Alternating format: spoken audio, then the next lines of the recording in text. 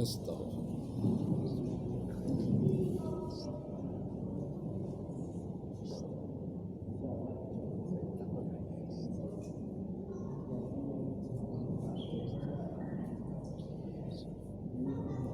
Assalamualaikum warahmatullahi wabarakatuh. Waalaikumsalam warahmatullahi wabarakatuh. Alhamdulillah rabbil alamin.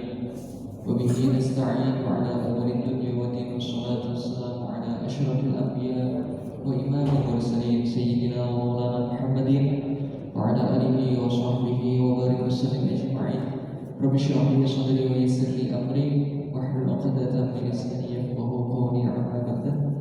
Yang kami muliakan Al-Ustaz Dr. Haji Muhammad Rakib Jamari SH MAG, yang kami muliakan tokoh masyarakat, Bapak RW, Bapak RT, pengurus Masjidul Ikhlas, panitia Ramadan, hadirin wal hadirat rahimakumullah wa radhiyallahu wa barakatuh. Pertama-tama marilah kita panjatkan puji dan puji syukur kita kepada Allah Subhanahu wa taala yang telah melimpahkan segala rahmat serta hidayah kepada kita semua sehingga senantiasa bisa menjalankan kegiatan sehari-hari dengan dalam keadaan sehat walafiat. Biqaulina alhamdulillah rabbil alamin. Salawat dan salam tidak lupa marilah kita haturkan ke hadirin junjungan kita Nabi Muhammad sallallahu alaihi wasallam, Nabi yang kita nanti-nantikan syafaatnya kelak di yaumil qiyamah. Biqaulina Allahumma shalli ala sayyidina Muhammad wa ala ali sayyidina Muhammad. Assalamu alaikum ya Rasulullah, assalamu alaikum ya Habibullah. Hadirin wal hadirat rahimakumullah. Marilah kita buka acara pada malam hari ini dengan bacaan basmalah. Bismillahirrahmanirrahim. Selanjutnya yaitu tausiah agama yang akan diisi oleh Al-Ustaz Dr. Haji Muhammad Rakib Jamari SH MAG dengan tema Santuni Anak Yatim. Kepada beliau kami persilahkan. Astagfirullah.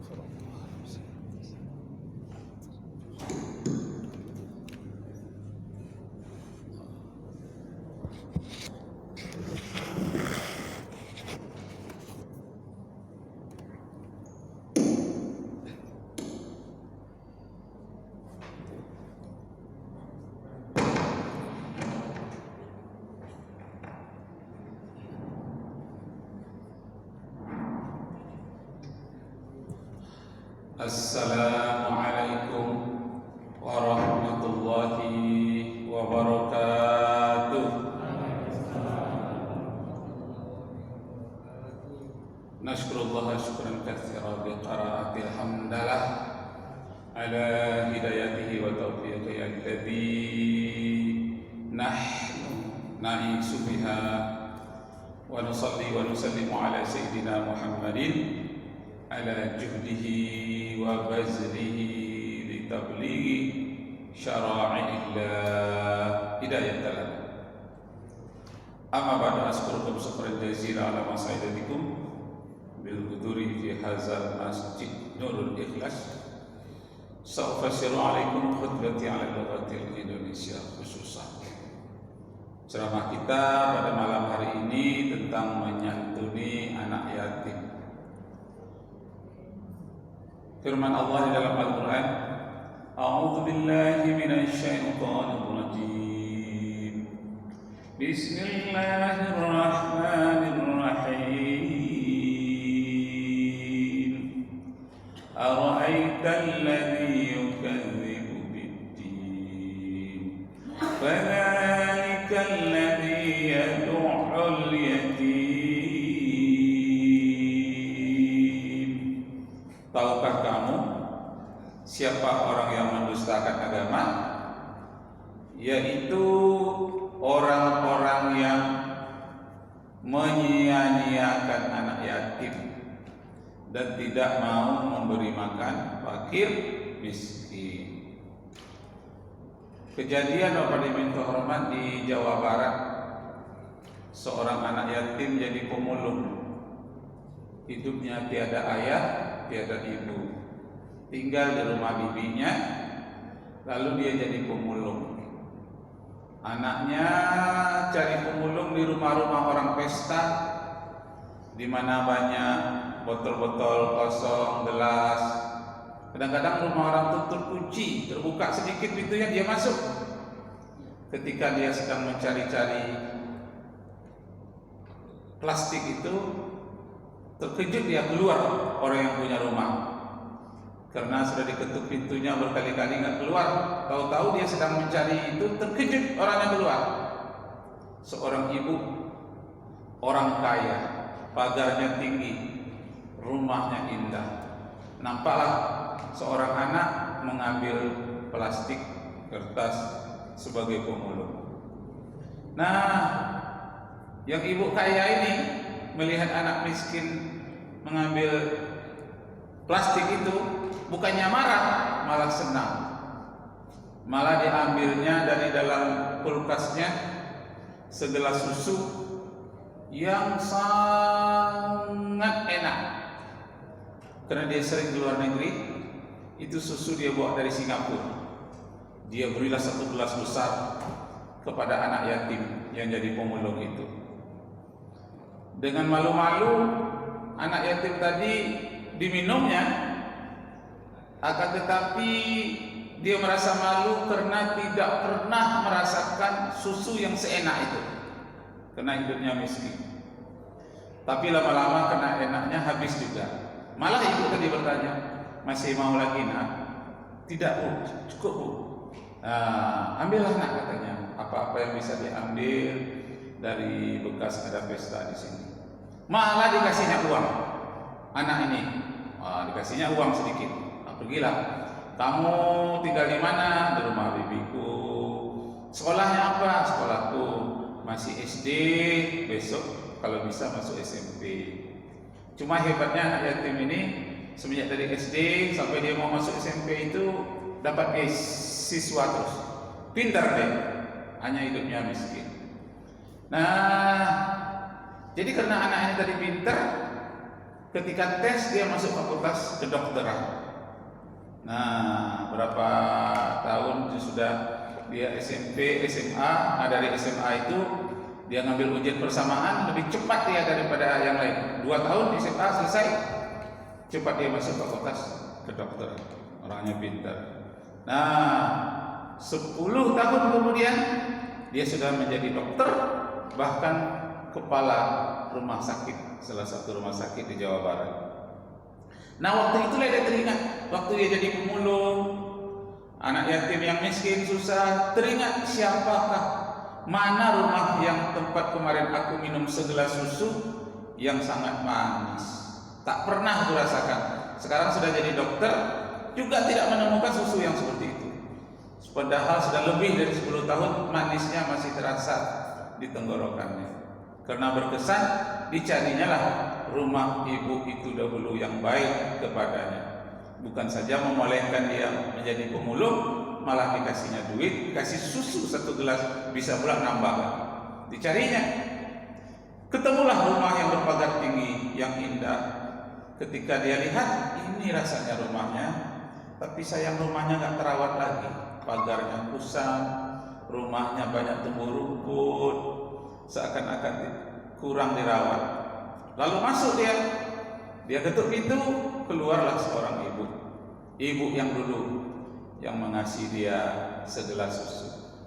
Tapi ibu tadi lupa, dulu anaknya kurus, kotor, sekarang dia sudah dokter.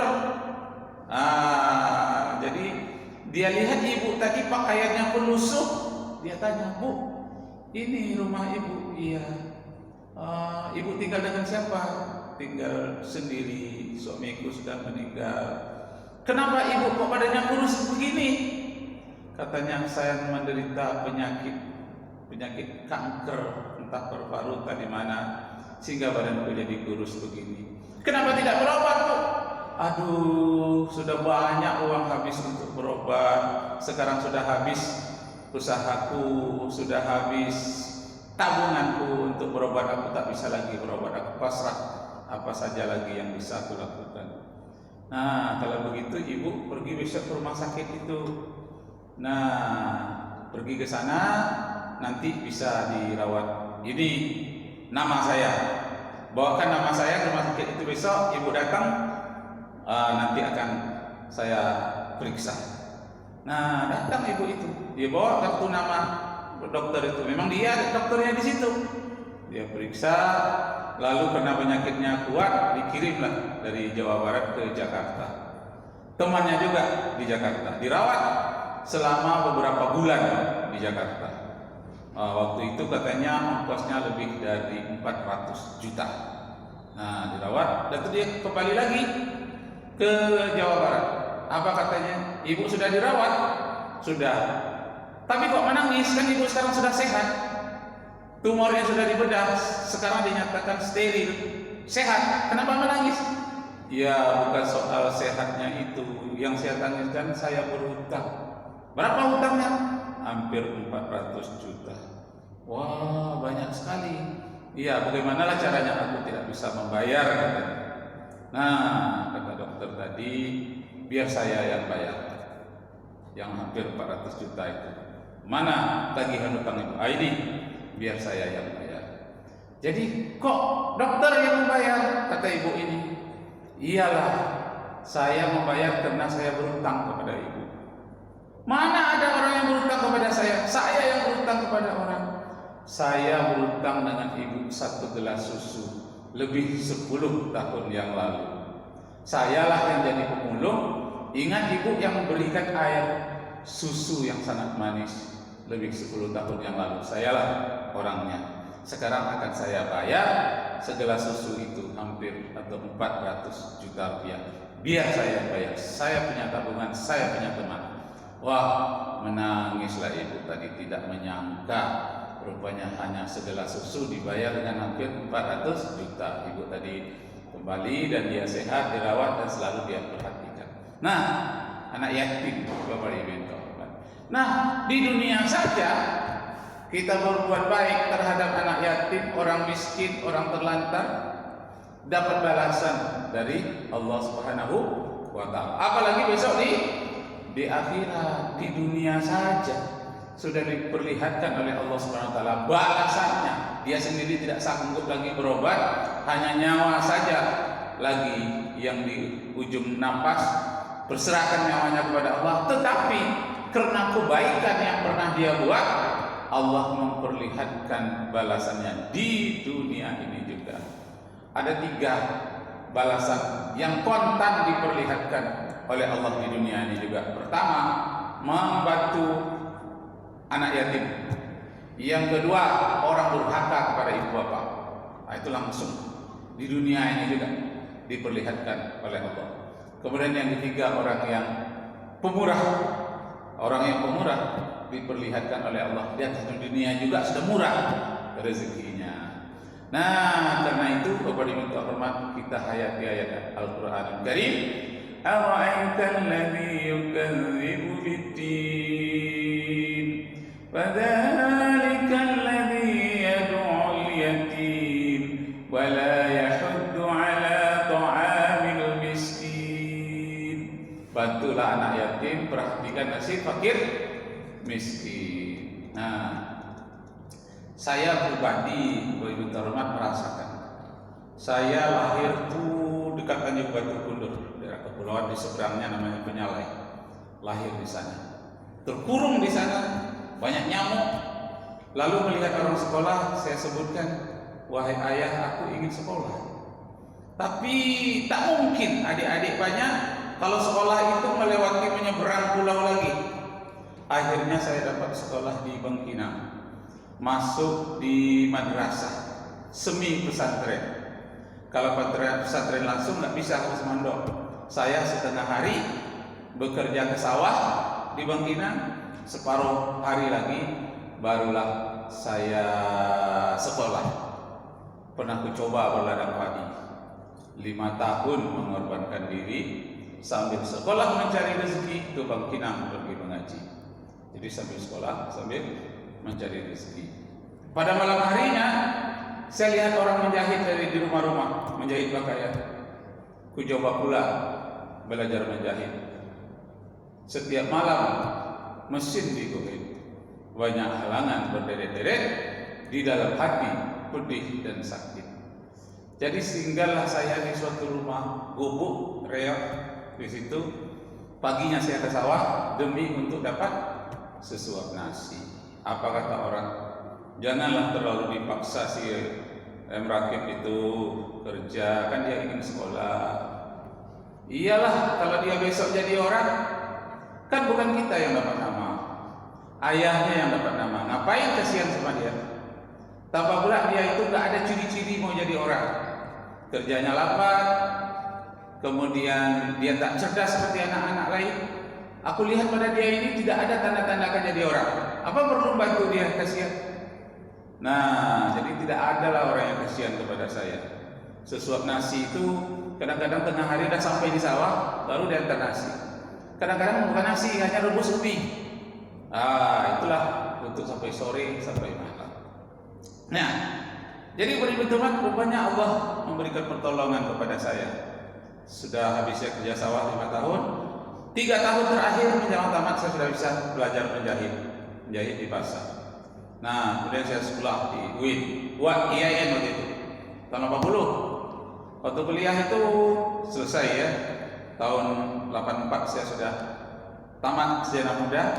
Tahun 85 diangkat menjadi guru SMA, guru pegawai negeri. Kemudian saya menambah kuliah lagi untuk S1, nambah lagi SH, sarjana hukum, dapat juga. Kemudian saya pindah dari guru ke kantor, dapat beasiswa untuk ambil S2 sampai S3. Itu dapat doktor seperti sekarang. Nah, setelah itu saya diundang oleh orang Arab Bangkinang sana, tidak jauh dari rumah orang tempat saya menumpang itu, masjidnya. Saya parkirkanlah mobil saya dekat rumahnya itu, karena halaman masjid agak sempit. Saya parkirkan di sana, saya ceramah. Pulang dari ceramah ketemu dia dengan saya. Ini Rakib yang dulu yang kerja sawah. Iya, yang mana lagi? Saya beri dia kain sarung, saya berikan kain anduk. Nah, kemudian nangis dia. Apa katanya? Tak menyangka nak, bisa juga Pak menjadi orang rupanya. Dulu tak ada ciri-ciri kamu menjadi orang. Sekarang kamu jadi orang. Malah anak saya yang tidak jadi orang katanya. Kamu jadi orang katanya. Masya Allah, nangis dia. Kata saya, Pak, ayo kita ke Pekanbaru, kita jalan-jalan ke sana. Adalah waktunya nanti. Nah, jadi Bapak Ibu yang terhormat, betapa miskinnya menderita waktu itu. Waktu kuliah saya tidak mampu nyewa rumah, tinggal di masjid jadi garib. Azan memang itu pekerjaan saya. Tapi rupanya Allah menghendaki saya bisa masuk 5 program doktor di Indonesia. UI, UGM, UM di Malaysia, kemudian University Industry di Selangor, Malaysia juga, kemudian UIN Suskaria. 5 dapat masih masuk ke 5-nya program doktor. Tapi 1 yang saya selesaikan, ya cukup 1 saja. Kenapa banyak-banyak doktornya? Nah, jadi boleh hormat, tempat saya dahulu tempat warung makan hanya makan rebus ubi, makan goreng ubi, bekerja sawah mengambil upah dari sawah ke sawah orang lain demi sesuap nasi. Akhirnya dia berkata kepada anak-anaknya, ini si Rakib ini ya nak, katanya, seandainya kita filmkanlah kisah hidupnya itu, betapa menderitanya dia, karena sakitnya lagi, itu hebatnya luar biasa. Kenapa kalian tidak berjuang, katanya. Dia hidupnya miskin tapi berjuang. Nah, jadi Bapak dan Ibu terhormat, terakhir kemudian menjelang dia akan meninggal dunia, itu selalu dia mengatakan, doakanlah aku nak, seringlah kemari lihat ibu di sini, katanya. Padahal dia pernah menyiksa saya. Nah, jadi Ibu terhormat, akhirnya dia mengatakan, rupanya apabila Allah ingin menghendaki seseorang itu, dia akan tahan tabah dalam perjuangan. Saya pegang kata-katanya, ada 1 sampai hari ini. Di mana ada kemauan munah, di sana ada jalan. Nah, itu pikir kata-kata orang tua dulu begitu. Sampai sekarang masih ada kata-kata orang tua seperti itu. Di mana ada kemauan, di sana ada jalan. Jadi yang terhormat, saya menemukan betapa banyak orang-orang yang susah, orang yang miskin, orang yang susah, tapi ya satu saat nanti dia akan berhasil. Di dunia ini diperlihatkan oleh Allah, apalagi di akhirat. Nah, sekarang saya memelihara anak yatim. Dititipkan orang, kalau aku mati nanti tolong pelihara anakku, dan saya memelihara anak yatim. Nah, apakah murah rezeki oleh Allah? Iya, murah rezeki oleh Allah Subhanahu wa taala kalau kita memelihara anak yatim. Di dunia ini saja sudah diperlihatkan oleh Allah Subhanahu wa taala. Ada orang yang saya bertamu ke rumahnya, dia menyimpan sertifikat tanah. Apa katanya? Ini tanah ini kami sudah tidak tahu lagi tempatnya di mana, daerah Kuala. Tidak tahu lagi. Kalau Ustaz mau, katanya, uruslah surat ini, ganti saja dengan saya 3 juta. Ini 1,5 hektar. Uruslah, saya bayar 3 juta, saya urus dengan mudah mengurus, dapat 1,5 hektar. Kalau sekarang duitnya hampir 200 juta karena dari tanami sawit. Nah, pada minta hormat, masya Allah, di dunia saja kita menolong orang anak yatim, orang miskin atau orang sakit. Di dunia saja sudah diperlihatkan oleh Allah Subhanahu wa taala, apalagi di akhirat besok. Karena itu jangan segan-segan kita merangkul anak yatim, membantu anak yatim, membantu fakir miskin. Nah, pada minta hormat, kadang-kadang anak yatim fakir miskin itu ada yang tidak mau melapor ke masjid bahwa dia anak yatim fakir miskin. Dia tidak melapor, penderitaan dia tanggungkan sendiri. Biarlah aku tidak meminta apa-apa. Tetapi ketika berkumandang takbir di malam hari, terasa perutnya lapar, tidak ada mata orang kaya yang melihatnya, tidak ada orang yang tahu.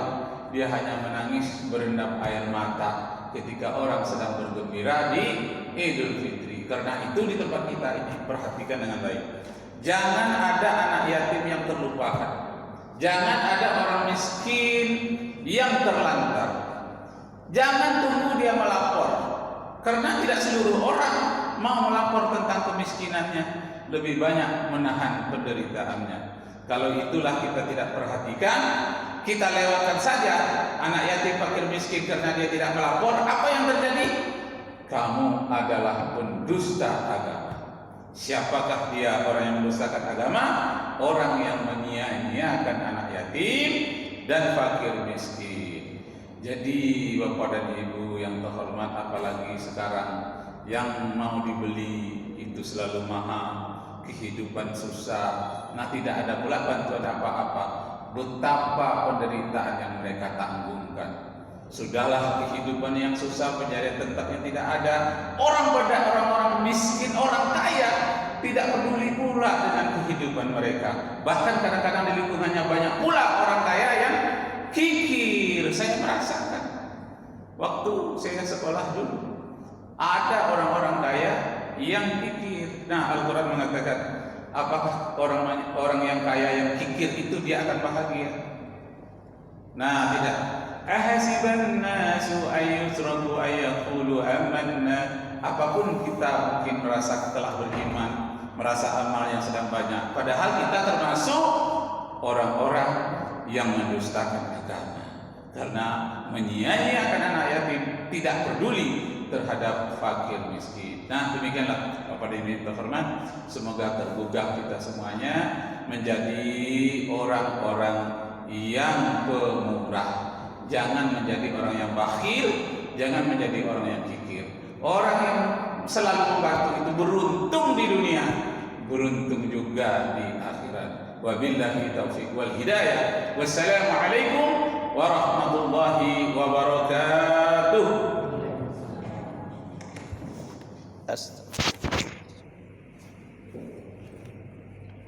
Kepada beliau kami ucapkan banyak terima kasih. Semoga yang beliau sampaikan bermanfaat bagi kita semua. Amin ya rabbal alamin. Hadirin yang hadirat rahimakumullah, itulah untayan tausiah pada malam hari ini. Apabila dari kami banyak betul ada yang salah, mohon maaf yang sebesar-besarnya. Wabillahi taufiq wal hidayah. Wassalamualaikum warahmatullahi wabarakatuh. Waalaikumsalam. Selanjutnya kami infokan bahwasanya yang bertugas menjadi imam pada malam hari ini adalah Ustaz Agus Setiawan. Terima kasih.